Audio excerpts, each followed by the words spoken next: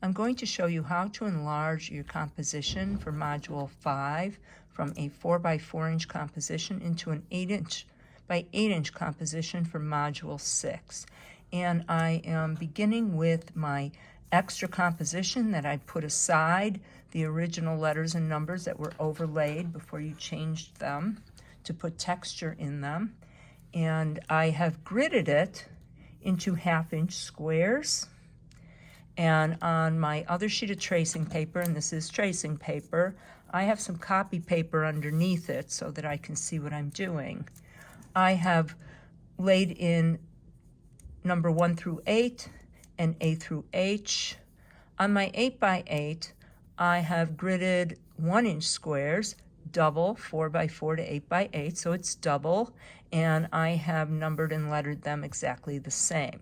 Now, you can use a different ratio if you like. You could do 1/4 inch to 1/2 inch. You can do 1 inch to 2 inch, whichever works for you. The more comfortable you get with it, with this method, then you'll be wanting to do larger squares because it's much more efficient. So you can see that I've already begun by laying in the triangle. That was an A, and a line from the P. That was also a line from the A here, as well as here.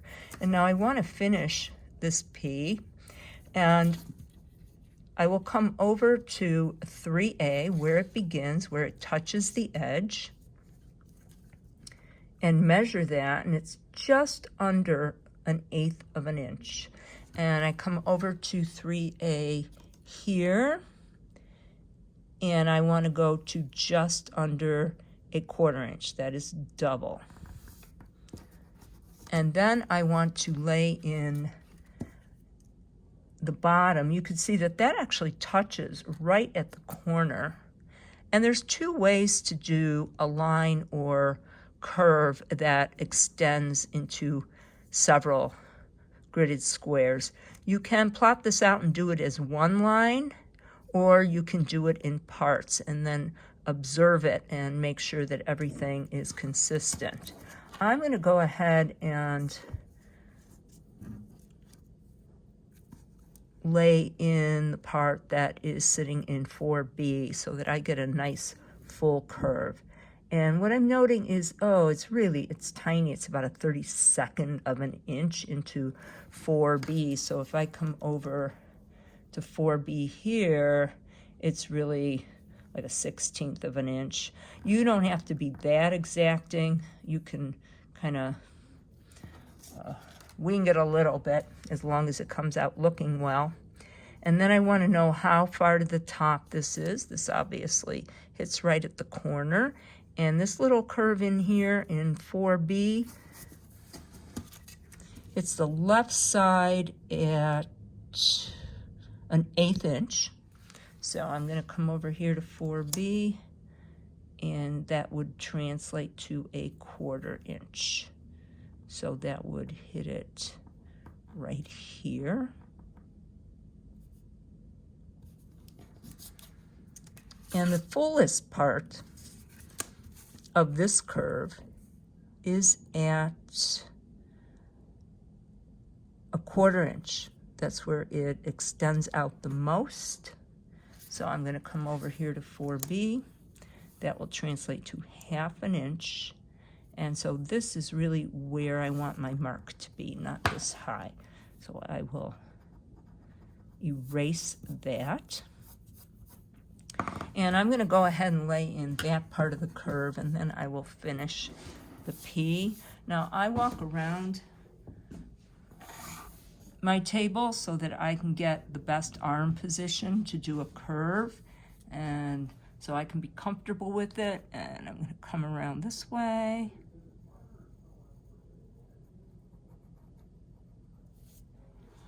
An important part of enlarging in this way is observation. You want to just look at it and make sure that your curves are correct, that your lines are on the right angle. This is a really good practice, by the way, for drawing, for proportion and angle, and graphic design, for judging proportion and angle, to teach yourself some hand-eye coordination. I am going to turn my board so that I can get a much more comfortable position, because that curve is incorrect. I don't like it. And my hand, you don't want to contort your hand to try to make a curve. I always move my work so that my hand will flow through evenly, much better. That's a much better result. So I'm going to leave it at that, and I'm going to put in the end of this P, and that comes down to 3C, and it's almost straight. It's not entirely straight, but it's almost straight. And so from the bottom, the point at which it comes to is, again, a 1/16 of an inch in 3C. Come down to 3C, 1/16 of an inch. We're going to have 1/8 of an inch, because I've just doubled that. And I know it comes farther in than that. And that point from the right edge of 3C is 3/8. No, it's 3/16. So that will translate to 3/8 at 3C.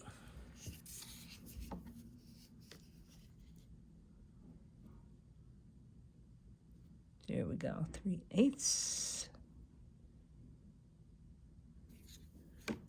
Right there. So that's where I actually want it to be. And it starts out kind of straight here.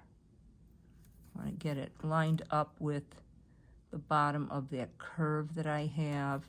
And I'm going to need to go over this to make sure everything translates and flows correctly. So I may need to make some adjustments. Again, that's fine.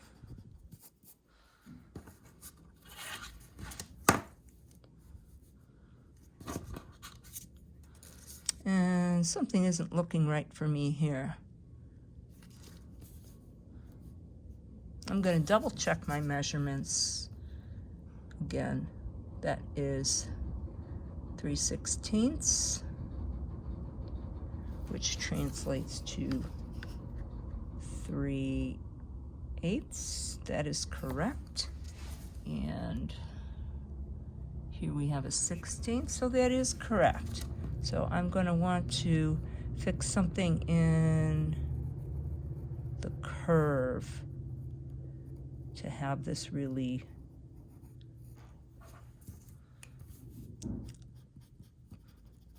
be correct. Okay, so now I want to put in this edge of the P, and we are down in 1D, and this is just slightly off the edge at 1D, like right around here. Again, when it's that small, you don't need to worry about being perfectly exact. And this is going to end in 3D, and that is 3/16 in, so that will be 3/8 in.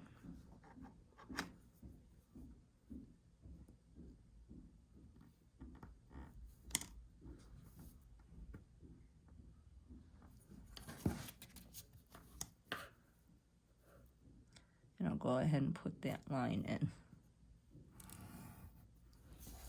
Okay, and you'll continue on. And I often like to check my angles just to make sure they're right. And yeah, good. That's one way. If it doesn't look right, you can just measure the angle here, bring it over, make sure that's correct, and so on and so forth. So this takes a little while to learn how to do. It is something you can practice, and you'll find that as you get towards the end, it's going to be going a lot faster for you.